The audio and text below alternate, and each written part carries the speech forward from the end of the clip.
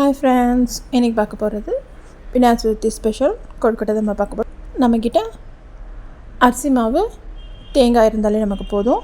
ஈஸியாக செஞ்சிடலாம். ஸ்கிப் பண்ணாமல் பாருங்கள்.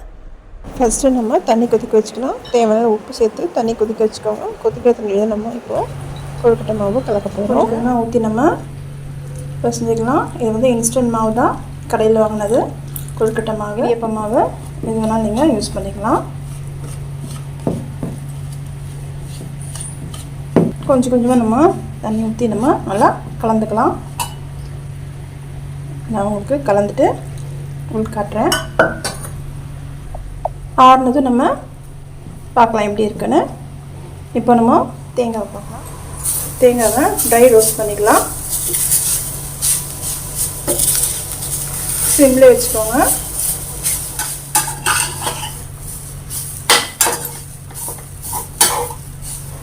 தேங்காய் இருக்க தண்ணியில் நமக்கு ட்ரை ஆகணும். அந்த மாதிரி நல்லா வறுத்துக்கோங்க. உங்களுக்கு பார்த்தாலே தெரியும், நல்லா ட்ரை ஆகிடுச்சு பாருங்கள்.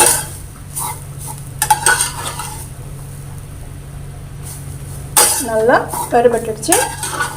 இப்போ நான் இதை பாதினா எடுத்து வச்சுக்கிறேன். சர்க்கரை போட்டு பண்ணுறதுக்கு பாதினா வெல்லம் போட்டு பண்ணுறேன்.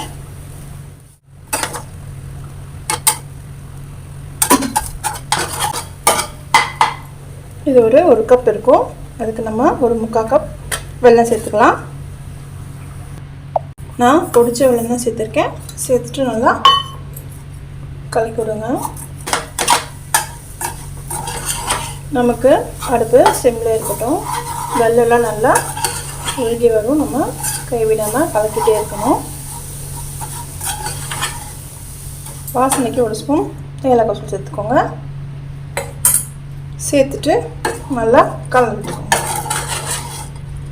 அவ்வளோதான், நமக்கு வெல்லம் போட்ட பூர்ணம் ரெடி ஆகிடுச்சு. இப்போ நம்ம சர்க்கரை போட்டு ரெடி பண்ணிக்கலாம்.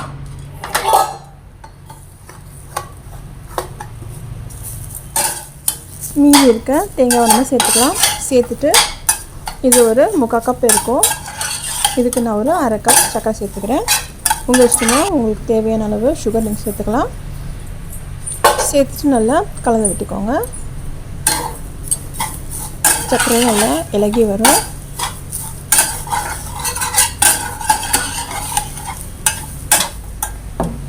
வாசனைக்கு ஒரு ஸ்பூன் ஏலக்காய் தூள் சேர்த்துக்கோங்க. சேர்த்துட்டு நல்லா கலந்து விட்டுக்கோங்க.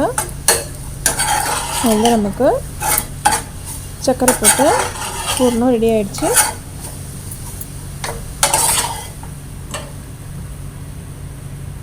இப்போ நம்ம மாவு ரெடி பண்ணிக்கலாம். நல்லா ஆறுனது பாருங்கள், நல்லா கட்டியாக சாஃப்டாக வந்துடுச்சு. இப்போ ஒன்று ஒன்றா நம்ம கொழுக்கட்டை செஞ்சிடலாம் வாங்க.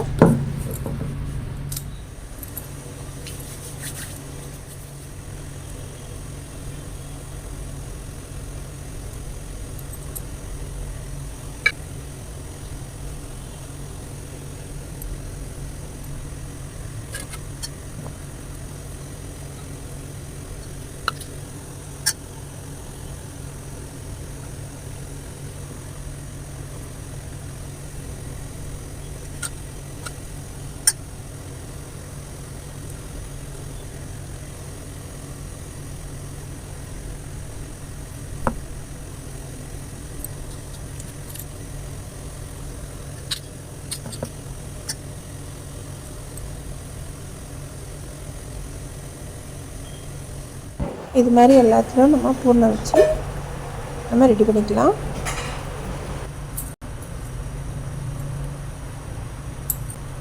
இட்லி குக்கரில் ஒரு 10 நிமிஷம் வேக வச்சு நம்ம எடுத்துட்டோம்னா நமக்கு சுவையான கொழுக்கட்டை ரெடி ஆகிடும். இந்த ரெசிபியும் உங்கள் வீட்டில் செஞ்சு பார்த்துட்டு உங்களுக்கு ஃபீட்பேக்கை கண்டிப்பாக எனக்கு சொல்லுங்கள். மறக்காமல் என் சேனலை சப்ஸ்கிரைப் பண்ணிக்கோங்க. இந்த வீடியோ உங்களுக்கு பிடிச்சிருந்தா ஃப்ரெண்ட்ஸ் அண்ட் ஃபேமிலிக்கு ஷேர் பண்ணுங்கள். தேங்க்ஸ் ஃபார் வாட்சிங்.